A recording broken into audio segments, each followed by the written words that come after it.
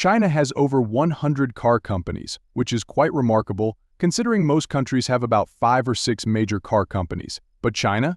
They have 100. What's even more surprising is that 58% of these companies are less than 10 years old. According to a report, China has seen the emergence of nearly 50 new car companies since 2016. Can you believe it? It's mind-boggling.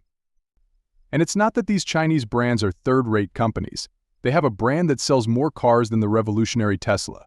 Yes, I am talking about BYD. According to reports, BYD outperformed Tesla in 2013 in terms of units sold, with 3.2 million cars sold in just 1 year. And I'm only referring to electric cars.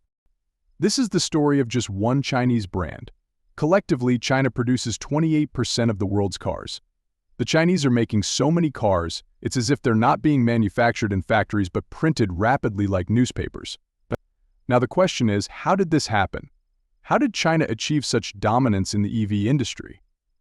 In this video, we are going to completely decode the Chinese car industry, uncover some conspiracies about Chinese car makers, and discuss why having such a large number of car companies might be problematic for China.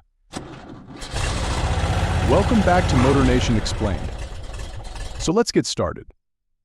After China joined the World Trade Organization in 2004, the automotive industry experienced rapid growth, expanding at an impressive rate of 38% per annum.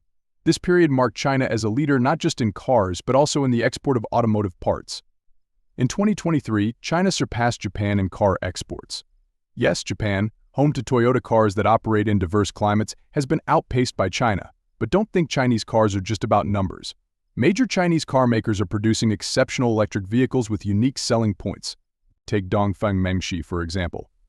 This electric SUV boasts a whopping 1,000 horsepower and is comparable to the G-Class in off-roading capabilities. On the other end of the spectrum, the NIO EP9 is China's fastest electric car, producing 1,340 horsepower and ranking among the world's fastest electric vehicles. For the average consumer, China offers vehicles like the NIO ES8 and BYD Qin Plus, demonstrating that they produce quality products for everyday people too. Despite these impressive offerings, Western regulatory bodies have raised concerns about Chinese EVs. The European Commission is investigating Chinese state subsidies and is considering imposing import duties on Chinese cars. We'll delve into the reasons for this shortly. But first, let's understand how China achieved such rapid growth in the automotive sector and why American and European countries couldn't replicate this success. There are two major reasons behind China's dominance: immense government support and their expertise in electronics. Firstly, unlike other nations, many Chinese companies are state-owned. This means they receive substantial support from the government, including technology sharing, subsidies, loans, and investments. The Chinese government is heavily investing in their EV sector. Between 2016 and 2022, the Chinese government spent $57 billion on the purchase and support of electric cars, 5 times more than the US. This isn't a recent development. China's plan to dominate the EV market has been in motion for years. In 2009, China started giving tax exemptions on EVs. This year, they have completely exempted taxes on EVs and extended this exemption until 2027. From 2009 to 2022, the Chinese government spent almost $30 billion on direct consumer subsidies, along with substantial subsidies on car production. According to Bloomberg, last year alone, China spent 30 billion yuan on subsidies for 49 car manufacturers. China's Ministry of Finance has also provided 20 billion yuan for the production of electric cars and offered heavy subsidies. This extensive support is a significant factor in their growth. The second key reason is China's unmatched expertise in electronics. While Chinese internal combustion engine cars haven't gained much popularity, their EVs have made a significant impact. China's well-established infrastructure for electronics manufacturing and its skilled labor force are major advantages. Furthermore, China dominates the lithium-ion battery market, with more than half of the world relying on Chinese batteries. Now, if we talk about the overall automotive industry, currently in China there are over 500 electric car makers, which include bikes, trucks, cars, etc. But according to most financial experts, out of these 500 brands, only 20 to 30 can be profitable in the long run. And China doesn't have the demand for the number of cars it is producing. Because of this, it is pretty hard for all these brands to make profits. But having too many car companies is not only a problem for China but for other countries too. See, I am not a conspiracy theorist, but a popular automotive news house, Top Gear, has raised some concerns about Chinese EVs. According to them, Chinese EVs can be a threat. They have issued a warning that it's the Chinese EV innovation to destabilize the economy of the UK. They also called Chinese EVs Trojan horses. If you are not aware of this term, let me tell you it is a very popular computer virus.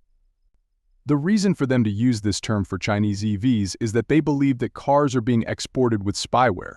Now, these are some huge claims to make, but the European Union has started an inquiry on Chinese cars. And China called this a naked protectionist act. Western countries have a threat with Chinese software, but they also had a danger with Chinese hardware. I mean their cars. I am talking about the similarities. I mean how similar Chinese cars are to Western cars. You must know that the Chinese were accused of copying designs, but this time they leveled it up, because China is not making cheap copies anymore. They are seeking inspiration from Western countries and beating them. For example, let's talk about a car, the Bide Seal. It looks like a Tesla Model 3. And don't think it's a cheap copy of Tesla.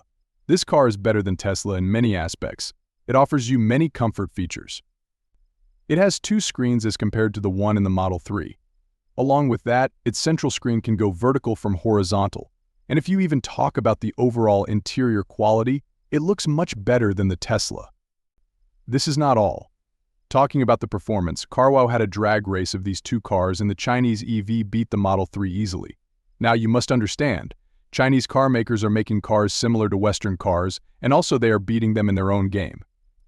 Obviously, this is now a threat to the Western car makers. And I believe that this inquiry that was imposed by Europe on Chinese brands and the doubts they are raising is all because they know that very soon, China will be unbeatable.